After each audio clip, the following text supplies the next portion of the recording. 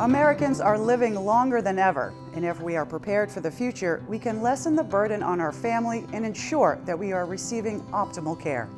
The preparation process can be a daunting task and requires careful consideration for all parties involved. If you're not currently going through this, it's almost certain you know someone who is. Throughout this series, you will get the tools to best support your aging family members and their caregivers with compassion and dignity, all while empowering them to make the best choices. Preparing for these future choices can be difficult to discuss between family members and absolutely necessary to make sure that when the time comes, the aging family members are taken care of in the manner in which they feel the most comfortable.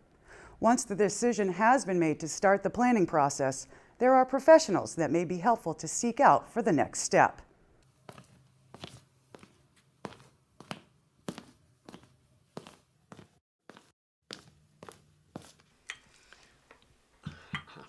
Susan, I'm so glad you came over tonight. I know how busy you are with the kids, but Daddy and I thought that it's time we had a conversation about our future.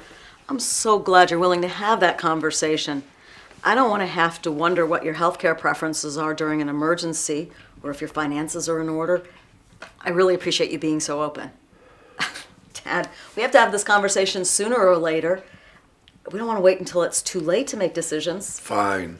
Okay, so Mom, I went on the NEPONSET Valley Chamber of Commerce website and I looked up agingwithdignity.org and honoringchoicesmass.com, and I put together a short list of questions to help us with the planning process.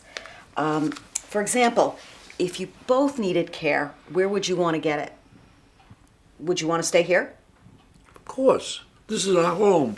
We're going to stay here until we can't do it anymore. Okay, Dad, but if that time comes when you can't take care of the house, where would you want to be? Would you want to live in town or closer to me? Oh, that would be wonderful living closer to you, Susan, whichever is easier. Who is your healthcare proxy? We never thought about that. Durable power of attorney? Living will? Any kind of document outlining your healthcare preferences? No, but that's why you're here, to help us.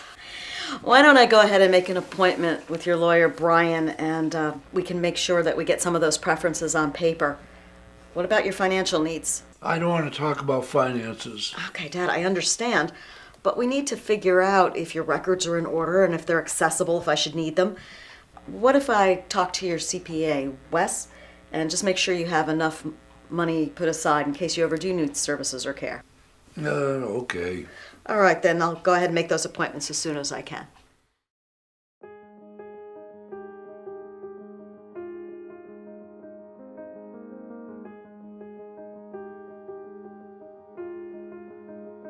Excellent, thank you. Yes, we're looking forward to meeting you. But just so you know, it may take a bit of finessing to get my dad on board. Being the caregiver may seem at times very stressful and isolating. Here are some tips to use in order to maintain a healthy frame of mind. When topics become uncomfortable to discuss, try to maintain respect.